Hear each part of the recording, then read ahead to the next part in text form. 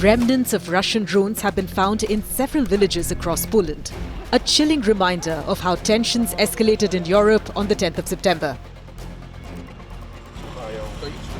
Polish and Nato forces shot down drones violating the country's airspace during a Russian aerial attack on neighbouring Ukraine. 4 airports in Poland, including the Chopin Airport in Warsaw, were closed due to military activity. Fighter jets were scrambled early in the morning as more than a dozen drones entered Polish airspace over a course of 7 hours. Polish airspace has been violated many times since Russia's full-scale invasion of Ukraine in 2022. In March, Poland scrambled jets after a Russian missile briefly passed through Polish airspace on its way to a target in western Ukraine. In 2022, a missile that was likely fired by Ukraine to intercept a Russian attack landed in Poland, killing 2 people. But it was not to the scale that was witnessed on Wednesday. It was the first time that NATO had to confront a potential threat in its airspace. Of course, whether it was intentionally or not, it is absolutely reckless. It is absolutely dangerous. But as I said, the full assessment is ongoing. And to Putin, I mean, my message is clear. Stop the war in Ukraine. Stop the escalating war, which he is now basically mounting on innocent civilians and civilian infrastructure. Stop violating Allied airspace and know that we stand ready, that we are vigilant and that we will defend every inch of NATO territory. Poland's Prime Minister Donald Tusk said that up to 4 of 19 Russian drones were shot down, and it's the closest that the country has come to an open conflict since World War II. Ale ta sytuacja, która stawia nas wszystkich bliżej otwartego konfliktu, bliżej niż kiedykolwiek po II wojnie światowej. Mamy pełnoskalową wojnę za naszą granicą, ukraińsko-rosyjską, ale mamy już coś, co przekracza granicę zwykłych prowokacji u nas, na naszym niebie. I może dzisiaj trzeba znowu bardzo głośno i wyraźnie powiedzieć.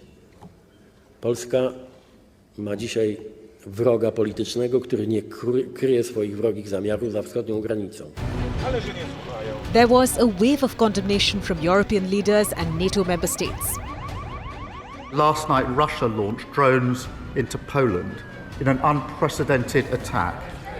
I've been in touch with the Polish Prime Minister this morning to make clear our support for Poland. We will stand firm in our support for Ukraine.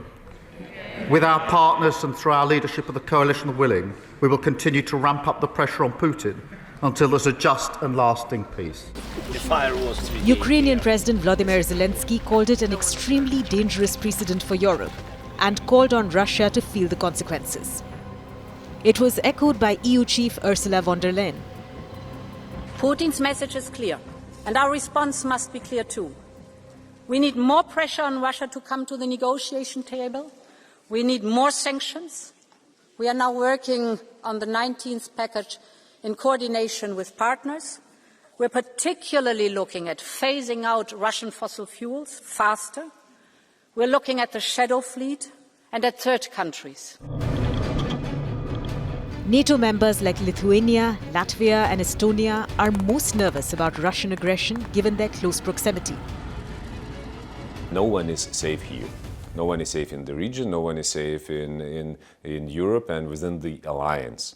Because those incidents are very close to the situations when everything is going to escalate and where everyone will be involved into something that we want to avoid. And the key to avoid that and the key to prevent this from happening is protection and pressure on Russia. This is how we see the situation. Till we don't have the confirmation that there was intentional attacks. If there was intent to do the harm to allied nation, allied territory, then we have to go to the plans and to the books that we've written for the case of crisis and war. The Kremlin dismissed the allegations as groundless.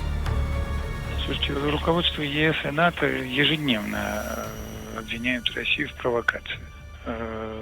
Чаще всего даже не пытаясь представить хоть какую-то аргументацию. But its close ally Belarus said it tracked some drones that lost its course because they were jammed. Belarus claimed their forces had warned their Polish and Lithuanian counterparts about unidentified aircraft approaching their territory. По имеющимся каналам взаимодействия в период с 23 часов 9 сентября до 4 утра 10 сентября наши дежурные силы и средства обменивались информацией о воздушной радиолокационной обстановке с дежурными силами и средствами Польши и Литовской Республики, тем самым оповестив их о приближении неизвестных летательных аппаратов к территории их стран. Это позволило польской стороне оперативно отреагировать на действия беспилотников, подняв в воздух свои дежурные силы. Poland said that some of the drones came from Belarus, where Russian and Belarusian troops have been gathering for war games starting on Friday. Russia and Belarus's large-scale military exercises, known as the Zapad drills, have raised security concerns in neighboring NATO member states. Tens of thousands of Russian and Belarusian troops will be engaged in maneuvers close to Poland and Lithuania. Russian and Belarusian troops will also practice with the Oreshnik nuclear-capable missile systems. Poland is shutting its border with Belarus in response to the major Russian military exercise.